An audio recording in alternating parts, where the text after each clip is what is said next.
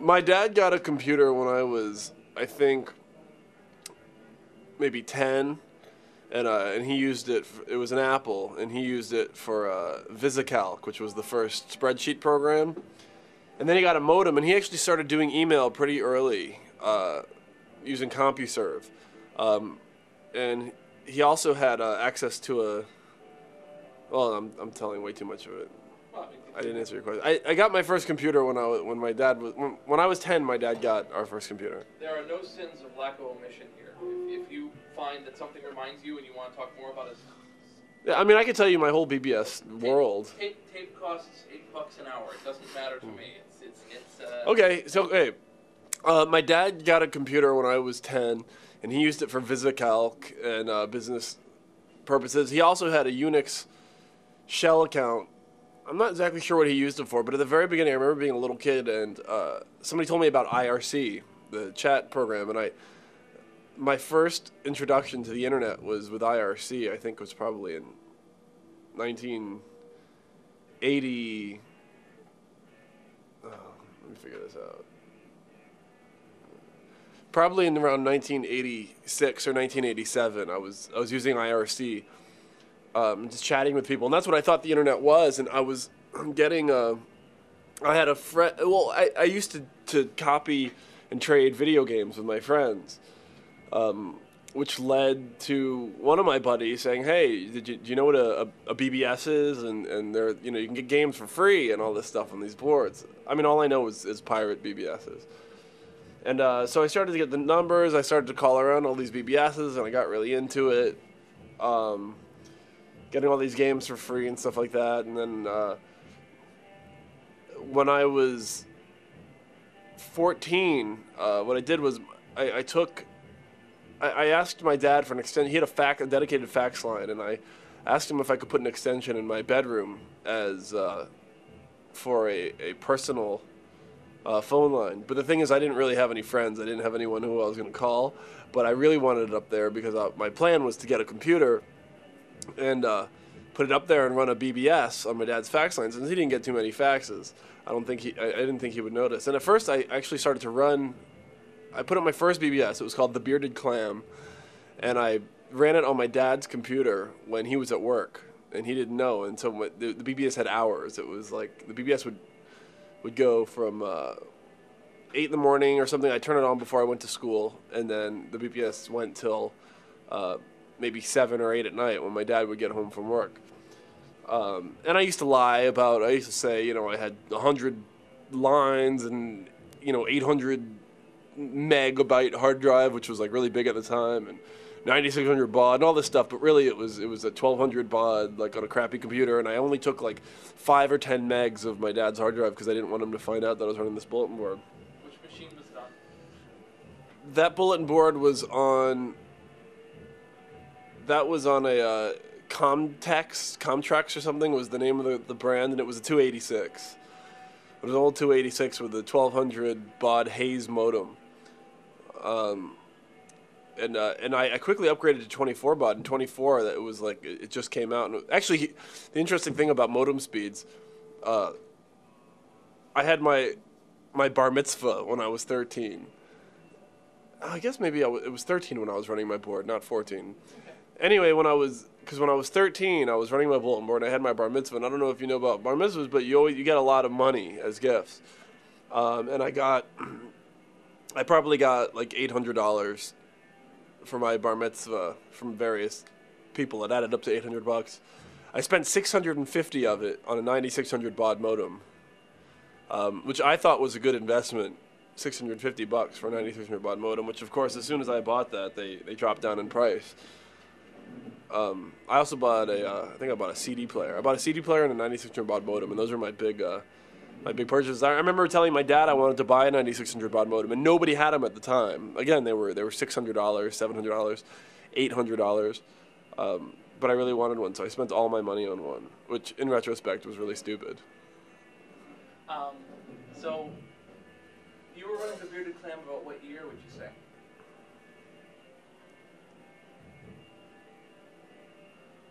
Well, I guess I was 13, so I was born in 75, 85, 86, 87, 88. 1988 is when I started the bearded clam. There were different softwares, and the thing with the pirate BBS world is you wanted to be in a group. Like there were these groups called INC and NAPA, the North American Pirate Freak Association, and all these different groups, and you wanted to be really cool and stuff, or you wanted to beta test maybe a software. So I actually started hammering this one guy. There was a group called THG, the Humble Guys. And there was a group called Festering Pit, a bulletin board called Festering Pit. I don't remember where it was. It was long distance. This is a whole other conversation about stealing long distance credit card numbers so they were called codes, 950s, so we could dial long distance. And I just started like pestering these guys, and I wanted to be a courier. A courier is a guy who, for example, let's say the Humble Guys, this was a pirate group that would release some software. A courier would then send that software to every other the Humble Guys bulletin board. I was a courier for a little while, and then I found a software called ACS, which was a forum hack. There was one piece of software called Forum, and everybody hacked it. It was open source, sort of, the original open source, and you could. There were a lot of softwares that came out of it called Celerity, and I don't even remember all the names of them. But anyway, there was one called ACS, and I later became an ACS beta test site, which is cool because every night my computer would automatically go and download a new version of the BBS software. And once you're like a beta test site for something, suddenly you're cool. And so I started getting a lot of calls, and then it was weird in the BBS world. The cooler you are, the fewer local users you had. Because it would mean that you are so hardcore that people call from all over the country just to get into your site. At the time, I had to cut it off. I had 300 users, and my bulletin board was busy, basically 24 hours a day. People had it on speed dial. So I couldn't accept any more users because there just wasn't enough, phone lines for it. And then what you do eventually when you're really cool is you say, okay, fine, no more local users. I'll only accept long distance users, which of course was a big scam. Hardly anybody would ever check. And so, like for example, if I were applying for access to another bulletin board, I would just give a long distance phone number and pretend I was long distance. I mean, the whole thing was pretty stupid. But it's similar to what you have now with websites, with blogs and personal websites and FTP sites and all that kind of thing. So, now, were you living in New York City at the time? Was this New York City, or were you elsewhere? No, I was in Maryland. Or in a pirate world. I was in 301, which was the area code. Didn't matter where you were from. It didn't matter what your area code was. Actually, I wrote this in my book. I wrote a little bit about BBSs in the book, and I wrote about my first experience with the internet, which was in college. My girlfriend at the time was like, hey, have you seen this thing called Mosaic? And I had never seen it. That was 94, I think, or 95. And she said, did you ever see Mosaic? And I was like, no, like, what is it? She's like, it's this thing, and it has all this information, like, whatever. And I went to it, and the first thing I thought was, oh, this is just like BBS's, but now it doesn't matter what area code you're in. The whole thing with BBS's was area code, because it was long distance call anywhere else, and you didn't want to spend 5 hours downloading something that you're paying long distance for. So there were many ways around that. Some were just calling local BBS's, and some were, which was very popular, was phreaking, which is getting free long, hacking the phone company, using PBS as private branch exchanges. Those are kind of like maybe like a proxy server sort of idea. Having other people pay for your phone calls essentially is what it is. Anyway, so when I saw the internet, I said this is just, or not the internet. I mean, I'd been on the internet forever with IRC, and I was using Gopher, was a big thing. Right before BBS, it's like before the very early internet, and right before BBSs started getting really big, there was this thing called Archie. It wasn't Gopher. Right before the early thing of Archie, not Gopher. Right after the really early internet stuff, and right before the big, documentary that I forgot about. Hey, nice haircut. It's a documentary on BBSs. This is my friend Nick. Hi, Nick. I'm Jason. We're talking about Archie and Veronica. Oh, okay. Right before, right after the early internet, and right before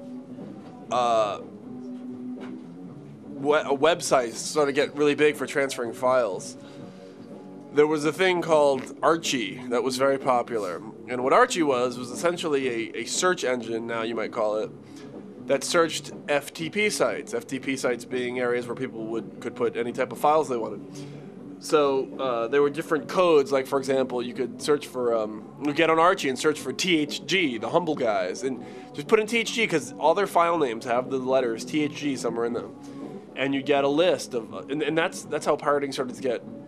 That was really my first experience with pirating and BBS type activities on the internet, and that's when I first said, BBSs are becoming kind of obsolete. You don't need them as much with this thing, because I could be downloading something from a guy in California and it doesn't matter. I'm not paying for it, and I'm not breaking I'm not exactly breaking I'm not breaking the phone company's law to do it. I'm probably breaking somebody else's law, but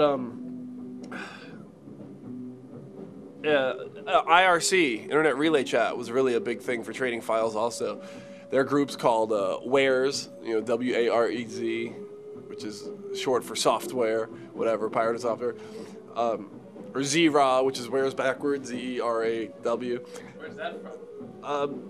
That's also just, they're just different IRC channels that you would just know. Where a lot of times you couldn't get into the channels. You needed to be invited into the channel. So you had to know somebody who was probably on the channel a lot, who you assumed was there, who had privileges to invite somebody, and you'd send them a private message and say, please invite me into your IRC chat room. And they'd invite you into the IRC chat room, and once you were there, you could say, hey, does anyone have the new Norton utilities? And like 10 people would say, yeah, I got it, here you go. And so that was the big way of trading files. And then, then the website, websites came, and now with Nutella, Kazaa, and Morpheus, and all that, it's like you can get anything you want. It really has come a long way. Now, weren't the Humble Guys the one who, when you became a courier or worked for them, they gave you a slave name? Yeah, you were a humble slave. The Humble Guys, the name was sort of a joke because the whole point of them was to be not as humble as possible. It was, they had humble slaves and humble masters and this whole thing. I never really got too wrapped up in that. I was, part of the thing was I ran my own bulletin board, which was pretty big, and it was a really popular board, so I touched on that a little bit, but I quickly stopped being the humble guy. The main reason why I wanted to be a Humble Guys courier is because I wanted to get the stuff they call it 0-day wares or 1-day wares, which was 1 day. People used to say 4-day wares, 3-day wares. That would mean something that was 3 days old or 4 days old. Then it went down to 1 day. Then it went down to 0-day. And if you weren't 0-day, you were something else. You were not a real bulletin board.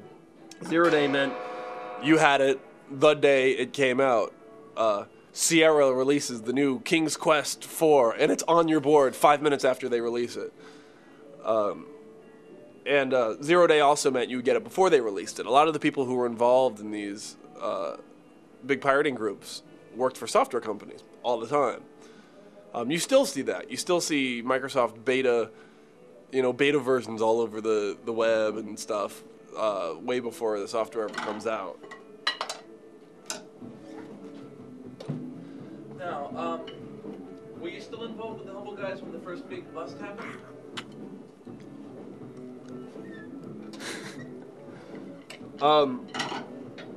No, my only experience with any type of a bust, with getting in trouble with anything, was I had a co-system operator, and your co-sysop's job, basically, it's obviously not paid or anything. They get paid in that, they get to download whatever they want and stuff like that. But really, they do it because it's cool. You know, I wanted to do it. I was co-sys for other boards before I had my own. Well, part of my co-sysup's job was to run a program called Fucking Hacker. And Fucking Hacker was a program that would use the brute force method of figuring out AT&T dialing numbers. So, for example, and we called them 950s because the access number, like now, you know, like 1-800-CALL-ATT or something like that. At that time, the access numbers always started with 950. It was 950 something something something something, and then you'd put in a credit card number, and then you could make a free long distance call. Or you could, technically, it wasn't supposed to be free; it was supposed to be your calling card. But Fucking Hacker was this program where you'd give it the 950 access number, and you'd give it a number of a BBS that you know there's going to be a connection to, something like CompuServe or AOL or something that you know it's going to connect to, and you let it run all day. And it just tries a million different combinations of credit card numbers, and it tries to go through. And either it gets a recording that goes like, you know, sorry, your credit card number is invalid, or it gets through and it connects to a BBS. As soon as it connects to a BBS, that was Fucking Hacker's way of knowing, okay, this one worked. So it logs it and it puts it in a little file. So my bulletin board I needed to call long distance because I needed to call, you know, I was 13. I didn't have any money. So, because I spent $650 of it on my 9600 baud modem. And that was all my bar mitzvah money. And I needed to call long distance to call other bulletin boards. And also my bulletin board would automatically call long distance. I was a beta test site for this software. And every night it had to dial a number to get the new version of the software. And also I was on a thing called Fishnet, which was like a message board network. And the way that worked was, today you have Usenet, where you post a message and everyone in the world could see it. But then you had these networks where you'd post a message on a bulletin board, and at night at like 4 in the morning, it would sync all the messages with every other board. Then the next morning you'd come in and you'd have replies from all over the United States. It was actually kind of cool, but my board had to call long distance to do that automatically every night.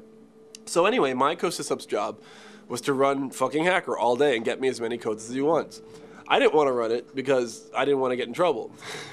I ran it every now and then. I mean, I definitely played with it, but he ran it, and he used to give me all these codes every day. We had a whole system where he'd put the codes into this area in my bulletin board. My bulletin board would use the codes. And then one day the police came to his house, and they confiscated his computer, his monitor, all his printers, all this stuff. But the worst part wasn't that he lost all of his computer stuff because of it. The worst part was that like his parents, you know, I mean, he was 13, and his parents were like, what the hell are you doing, you know? And like, we didn't ever think it was a really big deal, and I don't think it was a big deal. I mean, maybe it was, $12 worth of calls a week or something like that, but it was a big enough deal that when they tried to really crack down on that kind of thing, they cracked down on it. Now, what year is that that's happening? That was around 88. 88. So, when you say freaking to you just means the automatic getting of the free phone calls. Well, freaking means a lot of different things. Freaking basically covers the whole spectrum of fun with Ma Bell, fun with the phone company, different things you can do, and people will say that a lot of different things fall into the freaking category, which could be everything from something as stupid as stealing somebody's calling card number to something like getting change out of a payphone. I mean, there's a lot of different categories, a lot of different things that would fall under freaking. Okay. Were you aware of some of the BBSs that had come before you? Like, did you see text files and writings that were traded, making reference to these older text files from the early 80s? Yeah, well, I mean, I had been 88 was when I was running my bulletin board, but I had been on bulletin board since probably 85. Yeah, and I know about all the text files and all the different, red boxes and black boxes and cigar boxes and cheese boxes. These boxes were text files that people would write. Half of them were bullshit, half of them were real, about different things you could do. A red box was the simplest. You can still do it; it still works. You just take a little mini tape recorder or something, put it up next to the receiver on a payphone, and when you drop the quarter in, it goes like tick tick tick tick. You hear like some little ticks. You record those ticks. A quarter has a different sound than a nickel and a dime. And the next time you go to a payphone, you want to make a free call, just play those numbers right back into the phone. That actually still works. And technically, they call that a red box. Now, some people go to Radio Shack and put all the pieces together to build that, but it's as easy as just using a tape recorder. There was something called a cigar box, and this one, some people claimed it was real and some people claimed it was not. But when your telephone actually rings in your house, the reason it's ringing is because it's being sent a certain bit of electricity, so it knows, okay, I'm supposed to start ringing. A cigar box was a way that you could somehow pump that up so that you'd call somebody's house and their phone would explode. Now, there were a lot of stories of that happening, or with the phone melting in people's hands, or getting shocked and stuff like that. It has to do with all kinds of things that you have to do on your end and on their end, this whole thing. But I mean, that freaking covers a wide spectrum of things. Sounds like you're talking about the urine box, actually. Oh, was that the urine box? Oh, I don't remember. The urine box was the one that would kill the person on the other end of the phone line. I thought that's what that was. Yeah, I thought that. No, I think. Well, then there maybe was another version called the cigar box. Yeah. One of them I think would explode the phone, and one of them would just melt the phone. Right. And there was one that would kill an area code. That was the blotto box. Oh, the blotto box. Yeah. Another guy who wants to get free stuff. Yeah, free stuff. You have to just try to keep your UDR good, your upload-download ratio, right? You ever heard of leased Z modem? Oh yeah, leased Z modem was the best. I used to use that all the time. The leased Z modem, that was the one where what it would do is it would download the whole entire file, and then right at the very last minute it would send a code that it didn't work to the BBS. So the BBS wouldn't give you credit for that download, which is good. It would say, oh, that download didn't complete successfully, but on your end it did complete successfully, and I used to use that a lot when I was first starting to basically you could download. I assume you use that also. Never heard of it before this documentary. Oh really? I used to use leased Z modem all the time, and because that's what it would do. Z modem. I mean, I still use Z modem. Z modem is still a popular protocol for downloading. Like if you're in a Unix, like a SSH or a Unix shell, I use Z modem all the time just to download something.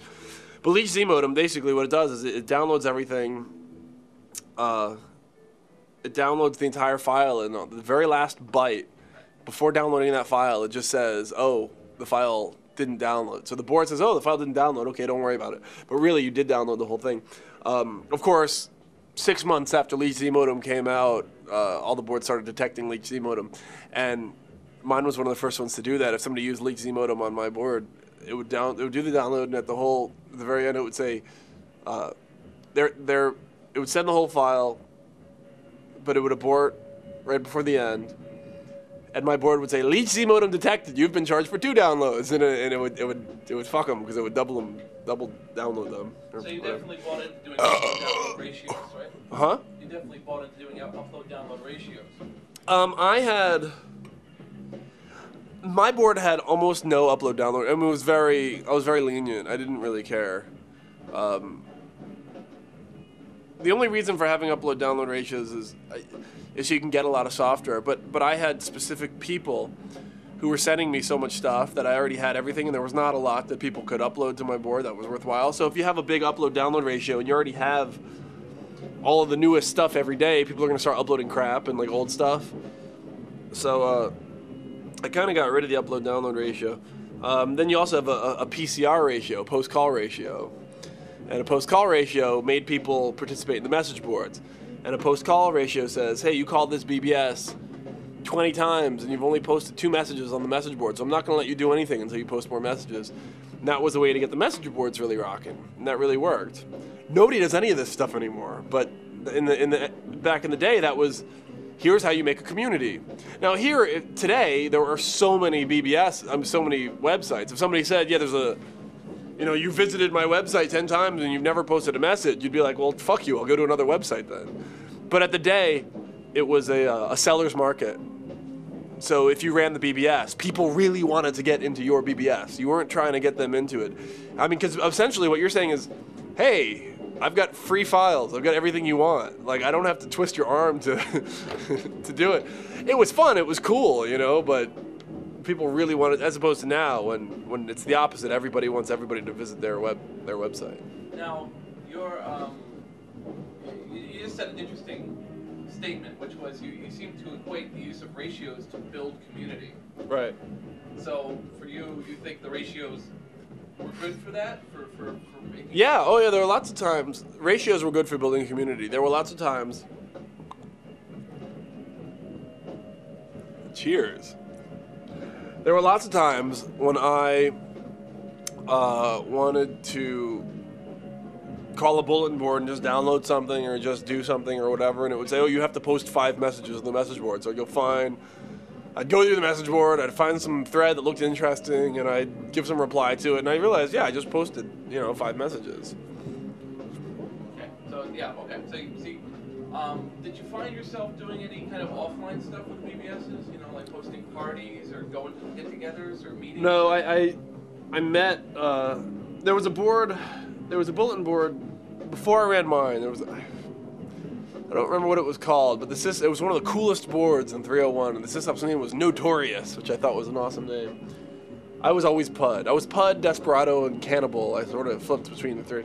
I was actually Pud when I was being a sysop, but I was Cannibal and Desperado a lot of times when I was on other bulletin boards because I wanted to anonymously see what people were saying about me and my board without them knowing that I was there. Anyway, I met Notorious. No, this is what happened. We talked on the phone once. I'd been his co-sys-up for maybe a year. We'd never talked on the phone. We'd only talked over email. So one time he said, "Give me a call," and I called. And instead of being put through to him, I was put through to a TTY, and it turned out he was deaf. And I didn't even know that. And it was like a year. And then I felt really stupid because I was always talking about music and like all this kind of stuff. I'm like, nah, I had no idea this guy was deaf. But that was also one of the, on the internet, no one knows you're a dog or whatever. That was like one of my first experiences with like, that's really cool that this deaf guy. I seriously pictured him looking like a superhero and having like superhuman powers, and because he was like ran this huge bulletin board, but he was this little geeky guy who happened to be deaf and was really smart and good at what he did. And then I met the co-sys-up of my board. He also ran a bulletin board called High Fidelity. I forget what his name was, what his pirate name was. Anyway,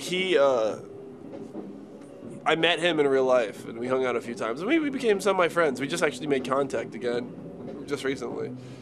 I think he lives somewhat in the area, and he's a lawyer now, which is funny. Yeah.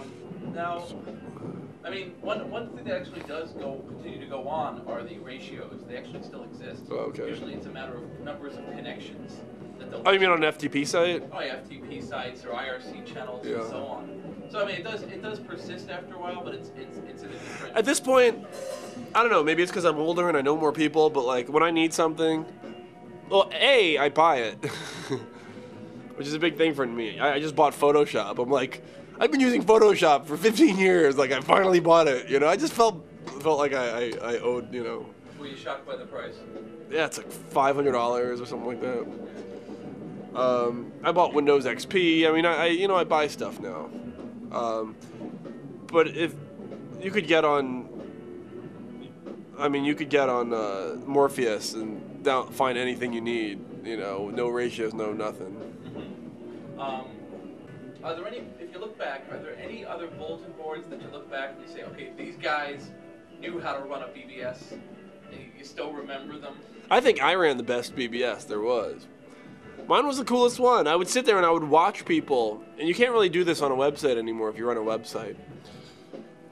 But I used to watch people and see exactly what they were doing. I could come home, if there was somebody on my bulletin board, I could turn on my monitor and see exactly what they're seeing and see them doing stuff. And if they did something like, if it looked like they were trying to find, something, but they didn't know how to use it, I'd break in and I'd chat and I'd be like, hey, here's how to do it. And people were like, wow, that's so cool, talking to the sysop. And I had a lot of different message boards. I had all the newest files. Mine was a big deal in that I had huge archives of files. I mean, my hard drive was maybe 20 gigs or 40 gigs, but I had 500, 600, not 20 gigs, 20 megs, I meant 20 megs or, 40 megs. But I had probably 800 megs, which at the time was a big deal, of archives. And I still have at home a whole bookshelf. It's huge. It takes up my whole room, and it's full of little 3.5 inch floppy disks. And each one is numbered, and I probably have 5,000, 6,000 disks, something like that. I don't know. So why do you keep them? Oh, and those were all my archives. And then if somebody said, I really need, you know, like Larry Bird, Dr. J one-on-one, which is the first pirated game I ever got. It's actually on disc 1, I remember. If somebody said they need that, you know, when I found the time, I'd load it in and I'd give it to them. So my board was, I think, run really well. So you liked sharing? Yeah, I liked sharing, and I liked... I mean, did you... But my board was also really cool. I mean, for example, when you would first call my board, if you weren't a member, it would say, as soon as you dial the board, the first thing it asks you for is just like a general password to get in. It didn't even say, like, click here to, you know, or push 1 to apply for... Click here. Push 1 to apply for access or whatever. The only way people knew how to apply for access... There was a way to apply for access, but you had to know how. You had to see an advertisement on another board or something that said type, you know, a certain password. When you type that password, yeah, then you'll get in. At one time, I ran a bulletin board software called Teleguard, which wasn't like the hippest, coolest one, but it was like the best one, and it let you sort of program. You could do whatever you wanted. You could program. Based off of World War IV. Was Teleguard based on World War IV? And then Renegade was based off of Teleguard. Teleguard was the best one I found because you could change the menus, you could make it do whatever you wanted, you could link this to that and the whole thing. Yeah, World War IV was pretty... World War IV was a weird one because it was like... World War IV was definitely for pirates, I found, for pirate boards, but it wasn't like very cool, you know? Teleguard, I think, a lot of...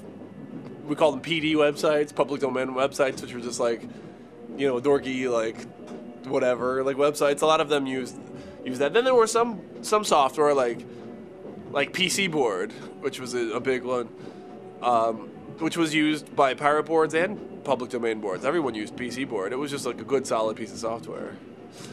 There were a couple of websites, I can't think of the names, but when you say like ones that were really well run, there was one that used to run PC Board that I loved, and it was weird because it was the only PC Board site I liked. It sucked that everybody used a different. So I mean, there was, yeah, World War IV, Celerity, ACS, Monarch was a big one. Major BBS. Yeah, Major BBS, Forum, which was the original one of those, and you had to learn a different set of commands for every single board. So I mean, at the end, you know, you'd be like, oh, they're World. I don't want to deal with World War IV. You know, you like whatever. You found the ones that you liked and the ones that you didn't like. World War IV, I recall being really fast. Teleguard was really slow. But also my board, people used to complain that it was slow because while they'd be doing stuff on my board, I was running Desk View, which was like the original Windows. They let you, quote, multitask, but it wasn't really multitasking. What it would do is you'd have two processes open, say like my bulletin board on one side and let people use my bulletin board, and then just like, you know, I'd be playing a video game on the other side, and it gives 1 second to each process. So it'd be like 1 second of bulletin board, 1 second of the game. 1 second. So my game is like all choppy, and the bulletin board is like they'll type a sentence and like it'll show up, and everybody used to complain that my board was slow, but that was just because I was always playing video games on it. I mean, so you were looking very quickly. I mean, you were looking for a way to be able to use your computer while still having the BBS. You didn't go looking for another machine. No, I mean, I didn't have any money. My machine was actually a Hyundai. They made computers back in the day, and it was really cheap. It was. I originally ran it on my dad's 286, but when I got a dedicated computer for it, it was 386SX, which at the time probably cost like, I mean, at the time it was cheap. You know, computers were expensive then, and it was probably like $700, $800, something like that. Right. Now, if you were running, or if you were coming up against Teleguard and other ones, did you ever bump into any of the ANSI work being done? Oh, I did a lot of ANSI work. I was a little bit relatively known for my ANSI work. I wasn't in ACID, which was the big ANSI group, but I used to do a lot of. The program was called The Draw, and everyone used The Draw. And The Draw was an ANSI graphics program, and my site had the coolest ANSI graphics. And I got really into it. And I used to make I used to make opening screens and anti-graphics for other bulletin boards that I thought were good when I was first getting into it. I would just, here's one thing I used to do. I'd be applying for access. Let's say you're applying for access for a bulletin board that was really hard to get into. This is when I was first starting. It was, this bulletin board wouldn't let in any new users, and if you weren't elite enough, they wouldn't let you in. So what I would do is I would actually make an ANSI graphic for their site with their logo and everything, and I would send it to them, and then I'd apply for access, and they would always let me in. I was like, dude, like, that's awesome, thank you. And like, it was really good. And then when ANSI animation first started, that was a big thing. And then when 48 character, or whatever, it was 80 characters by 24 characters, I think was a screen. But then there was a time when you could do 80 by 48. That would be acid draw. Or whatever it was, yeah, and I used to play with that, and then, I mean, I still do ANSI graphics just for fun every now and then. On your computer, if you hold down the Alt button, if you go Alt 219, that's the solid ANSI box. Yep. 218, 217, 216. Alt 196 is the horizontal line. So if you do a whole bunch of Alt 196s in a row, you can do a straight line. And I mean, I still do that stuff every now and then. Another big thing were ANSI bombs, and what ANSI bombs were it was sort of your original virus and what it did. Well, no, there were viruses, but what an ANSI bomb was, it would actually remap your keyboard. So for example, I can show you an ANSI graphic that when you look at the graphic, it will actually map say for example, it'll map the spacebar key on your keyboard to type CD / DOS, enter, erase star point star, enter Y, enter, bam, like erase your whole hard drive, or format C:, enter, yes, enter. And so if there was a board that didn't let me in, and they were being jerks to me, I would also make them a little ANSI graphic, maybe with a bomb in it. But then PK, the Phil Katz, the company that makes PK Zip and all that stuff. Phil Katz actually died. Yes, alcohol poisoning. Oh, is that why he died? I know it. He actually made an ANSI bomb protector. He made a thing that if you watched, if you were running this, it was called PK Lite, or I don't remember what it was called, but you would run it. It was a TSR, a terminate and stay resident program, a program that you'd run and it would just sort of sit in the background. And if you typed out an ANSI graphic that had a bomb in it, it would beep and like tell you this is an ANSI bomb. So there were all kinds of weird software and things that we did with the ANSI graphics and everything that were like really relevant back then and make no sense anymore. Well, I mean, you probably have a couple things which were relevant back then, which you still use now. There's nothing worse than a website that has message boards that are ghost towns that have nobody in them. Because even if you have a cool site, as soon as you put up a message board and nobody posts your message board, your site suddenly is crappy and stupid. Because it's like, well, nobody's here. You think you're the only one there, and you don't, that detracts from the perceived value of your website. You want to go to a site where you think everyone likes it, Well, at least if you're going for some type of information or something like that. Anyway, so when I started Fuck Company and it got pretty popular, after 3 months or so, 3 or 4 months, I probably put up the Happy Fun Slander Corner, and it was scary because I was like, well, what if nobody posted it? What if nobody cares? And I put it up, and it became a big hit. And now people think that a lot of people would say that that's the focus of the site. It sort of turned from a news site to like a Slashdot type of thing where people just go to read the comments. The comments are really stupid, but some people like it. So. You okay? You sound good. I'm about to burp. False alarm. Okay. I mean, did you find? I mean, I would assume that the slander corners earn some legal responses and stuff. Yeah, I would say I probably get a cease and desist letter, probably weekly, from somebody saying, hey, they're saying shit about us on the slander corner. And then I read the slander corner, and it's a bunch of guys saying, hey, they laid us off with no severance, those jerks. Like, okay, what's wrong with, and it's true, right? Yeah, well, it's true, but we don't want people to, dude, like, sorry, but, people are going to know about this, whether it's on my board or whether they tell people. There's nothing illegal about that.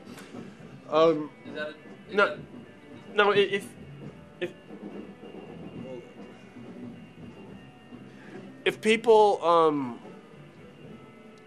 the thing is, my site, Fuck Company, it's for the, obviously the focus of it is for the employee. It protects the employee and it sort of bashes the employer a lot. And so if somebody says to me, hey, like, you know, there's some, so there's some nice girl who was like a graphic designer at this thing, and everyone's saying that, you know, she gave blowjobs to like the boss. Like, yeah, that's not cool. Something like that, I'll totally get rid of. Or if they're posting, you know, some programmer's like cell phone number or something like that. Like if there's something that has to do with a person or an individual, I'll gladly erase it. But if it's talking shit about the company, that's the service that I provide. That's the point of this website. Do you think? I mean, I would assume you didn't find yourself in these kind of situations when you were running your BBS. No, when I was running my BBS, I avoided. Luckily, I mean there were a lot bigger fish than me. One of the things with having a big website now, and the biggest really website of its kind, is that it does become a target, and it becomes a target for everything from hackers to lawyers to corporations. Everyone, you know, wants to have something to do with it, whether it's like saying it's cool or suing it or writing about it or being happy about it or being sad about it. When I was running a bulletin board, I mean, there were a lot bigger fish to fry, so I didn't get in trouble. I mean, like, you know, my co-stop got in a little trouble for the credit card stuff, but that's that. So somebody's credit card number. Yeah, no, I never did that. I never actually carded anything. And again, I didn't leave the carding thing on my site for that long. I did it just because of you know, everybody said they wanted it, and then I put it up, and not that many people used it. What I was more interested in, rather than the actual like stealing of credit card numbers, was the problem solving behind it. For example, how do you order something with somebody else's credit card? You don't want it to go to your address. You want it to go somewhere else. Where do you send it to? And what if there needs to be somebody to sign to pick it up? And we figured out these elaborate schemes for how to do it. I never did it, but that was the best part of it, saying, okay, this is what you do. You go into some, like, you find an apartment where somebody, just like some random apartment building where somebody just moved in. You go knock on that person's door and you go, oh, you know, my friend used to live here before you, but they just moved out. They ordered like a bunch of stuff. When it gets here, can you just sign for it and then I'll come by and I'll pick it up? You know, or send, you know, we'd find an abandoned house and send it to the abandoned house. I mean, there were all these different ways, and that was the cool part about it. It was all the problem solving. You know, the execution was a whole nother issue, whether you wanted to do it or not. Oh, there are a lot of times that I tried to make dynamite in my backyard out of Miracle Grow and all that stuff, and sometimes it worked and sometimes it didn't. But the carding stuff I stayed away from. Would you say there was? I made a pipe bomb or two in my day. That was a popular one. Would you would you say there was anything that you brought from the BBS, what you learned from your days as a sysop that you now bring in running Fuck Company? All the time. I think. I mean, I think I know how to get a community going. I think I know how to subtly manipulate readers into getting hooked onto the site. I mean, when I first started my Happy Fun Slander Corner, and more so is the general message board on my website. I mean, it's a whole community. They have get-togethers, and they've had them in Texas and LA and San Francisco and Seattle and Boston and London and New York and everywhere. Have you come to those? I've been to a few of them in San Francisco and New York. I get invited to all the other ones. I mean, it's a real community. I think right now the count is 48 people have had sex through meeting on my website. One person got divorced because of my website. One guy got married because of my website. It's become a really crazy community, and the way that started was I built that bulletin board, and then I just started posting as other people and pretending that there was traffic, which is the same exact thing that you do when you're doing a bulletin board and sort of egging people on and starting fights and, you know, come on and be a big, like, you know, I'd have one character that was just like a big, like, racist asshole and would get everybody riled up, and, you know, and then I'd have one girl who's like, you know, like really stupid or whatever, and you start creating all these characters, and then it gets like people really into it, and then you just step out, and I don't do that anymore at all. And then, like, the whole thing just sort of bubbles up from there. And that's the same thing I did with my bulletin board. So you definitely see. It's like writing. It's sort of like it's like writing a play, you know, or something like that. It sounds like you're priming the pump. You're Yeah. saying this is the way it goes. Okay. Right. Here, start like a flame. I've started many like flame wars between myself, and then what I'll do is you'll notice this. You still notice it a little bit. I'll do it where you'll see a fight between two people break out, and then you see the rest of the board come and get in on that fight, and then you see the original two people just sort of bow out, and then it gets like into this huge conversation. And people, I mean, now everybody does that. Like lots of people on the board do that. The whole trolling thing. Yeah. Because some people make it an art. Oh, some people are really good at it. Yeah. Trolling, you know where it comes from. Trolling for fish. Right. Trying to get hooks. Trying to get people hooked. Let's see. Now there are people. If somebody posts something on the message board, they'll be like, "Oh my, I caught my husband like doing this or that." You know, like some big thing, and the first response will always be like 5 out of 7. Like people just rate the troll. Like people they know when it's a troll or not. Or half the response will be like, "If this is not a troll, then so and so and so. If it is a troll, fuck you." Yeah, when did you finally say I think I'm done with BBSs? You know, when I went to college, which was in I graduated high school in 1993, so I went to college in 1993. And at that point, that was when the web started getting big, and actually the web wasn't anything in '93, but '93 the internet with Archie and FTP and all that stuff started to get really big, and at that point I said, there's really no purpose to BBSs anymore, and the BBSs just died instantly.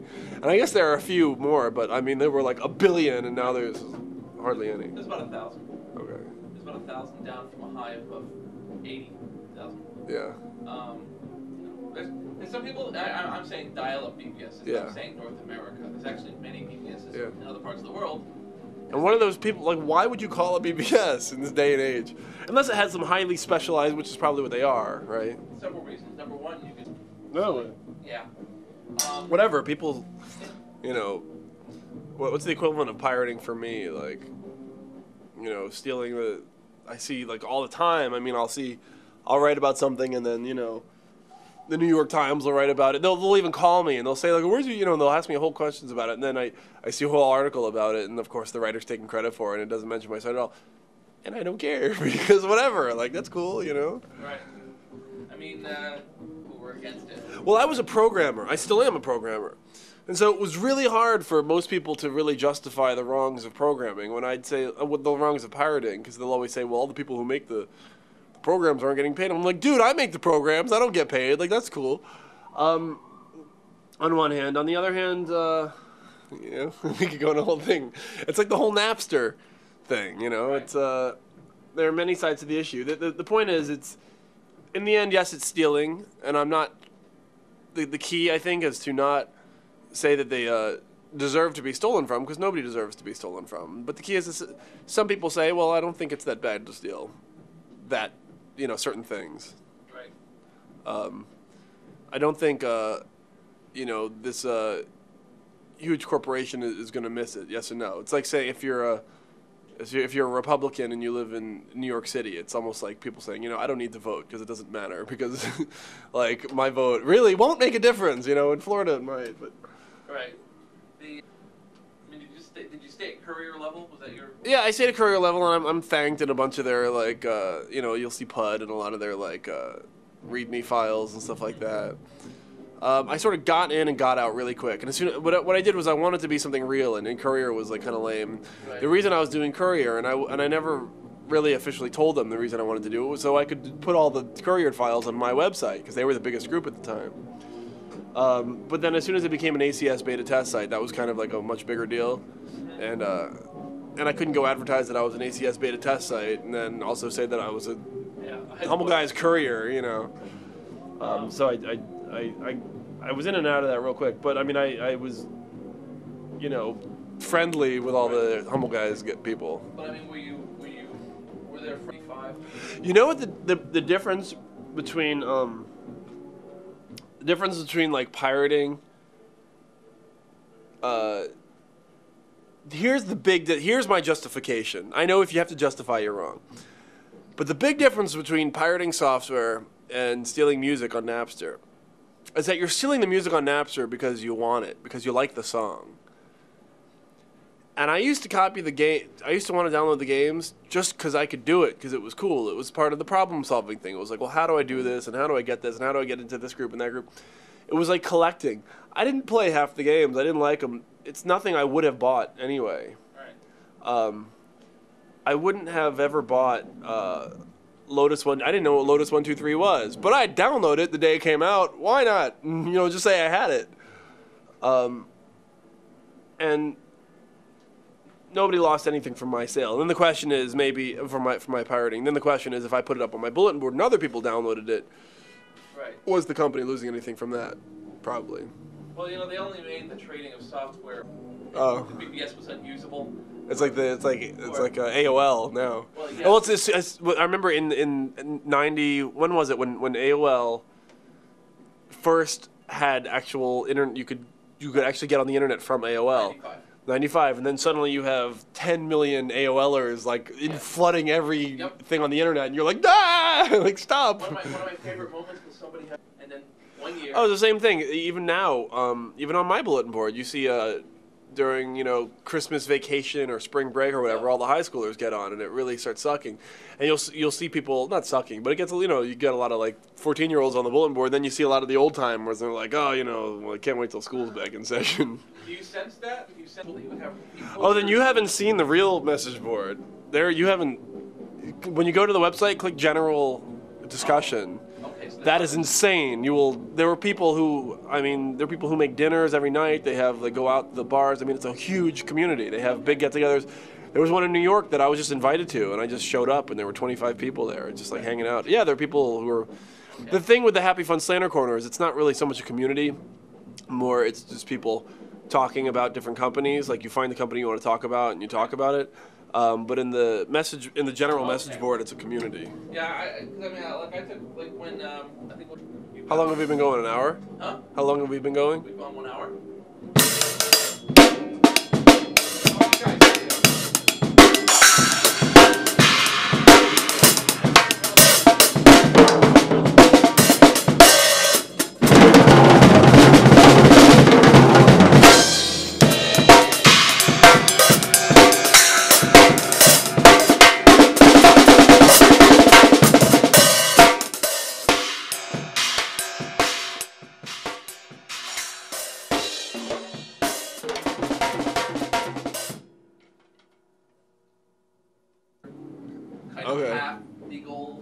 Well, it's one of those things. It's like I don't know. I guess it all comes down to entrapment or whatever. It's like I used to ask on my bulletin board, "Are you a member of any law enforcement agency?" And then the question is, I'm sure it doesn't matter. They could say no and then say you have pirated stuff, Right. But whatever. They figure it'll give you one leg up on if you need to try to concoct some story after you get busted. I don't know. I sort of, my mom's a lawyer, so I was never that much of an idiot as for how that stuff works. Well, I mean, Plus, I had been arrested and stuff like that. I know cops can do whatever they want, whenever they want. It doesn't matter. Okay, so you had So by the time you. That was for your mic. So even I'll have to wash it off after. Can't do this. No, and I don't think my parents exactly knew what I was doing, and I never. Maybe it's bad, but I don't. A lot of times, in a lot of situations, I don't really think about the repercussions. I don't really think too far ahead in the future, which is definitely bad. I'm kind of an idiot in that way, but it's worked out for me sometimes. So I'm. So you I'm doing it. I mean, you did put on something telling people they couldn't be a member of a law enforcement agency. Yeah, I probably had a questionnaire or something stupid like that. Do you think? I guess you don't seem to remember how you could have picked that up. Was that just? I think I probably just copied the questionnaire from some other bulletin board. I mean, they would ask everything. They'd ask if you knew what all these abbreviations stood for, and how long have you been part? What's your newest game? That was always my big one for getting into other bulletin boards. There was always a question that said, "What's your newest piece of pirated software?" Right.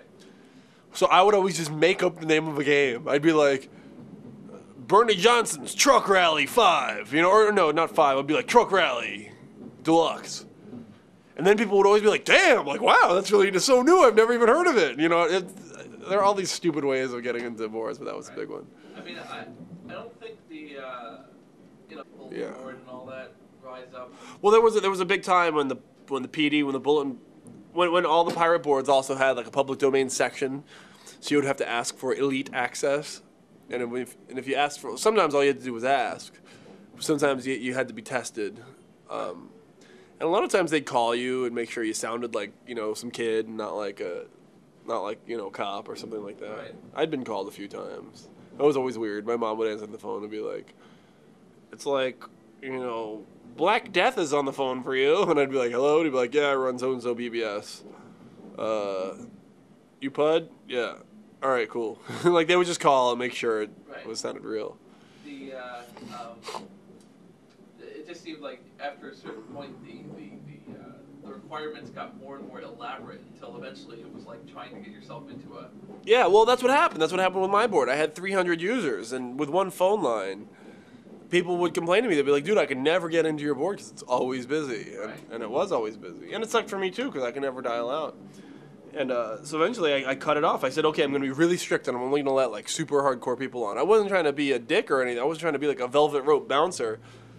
Or maybe I was. Maybe sometimes half the times the velvet rope bouncers in New York, the bar is empty, and they just want it to be a cool crowd. But sometimes, probably, the place really is full, and they have to really be selective. And they're like, I'm sorry, you just can't squeeze anymore. Maybe if you were, like, you know, a movie star, I'd let you in, you know, which is sort of like what I had to do. And I had to say, well, only certain people can get in. If they're you know, big deal people, if they're really cool, if they're calling long distance, they can get in because they probably won't call that much anyway. It's interesting because it sounds like you were both using methods with your BBS and you knew how to get around them with the other BBSs. Yeah, well, right, because part of running a BBS, I knew, you know, if somebody said, if I said, what's your newest game, and it was some game I never heard of, I want that game, so I'd let you onto my board, or or if somebody were long distance, exactly. So I used to do all the same things when I would play other boards.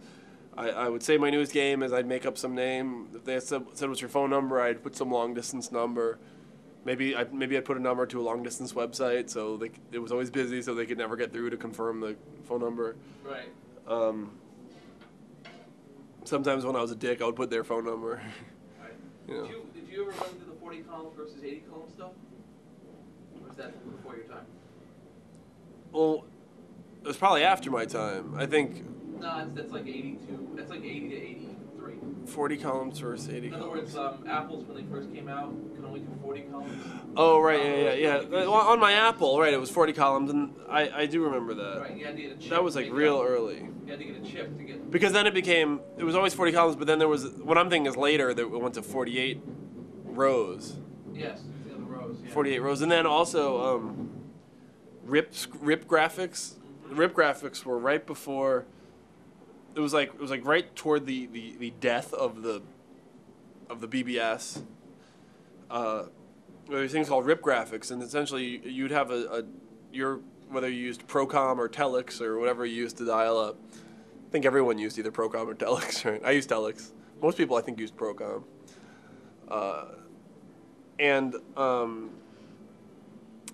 You could if they supported RIP graphics, the website could send coordinates. It was like a vector-based graphics, and when they did graphics for a short time. Prodigy did also. I remember when I first saw Prodigy, it was the first time I saw graphics coming in over the modem, which was really cool.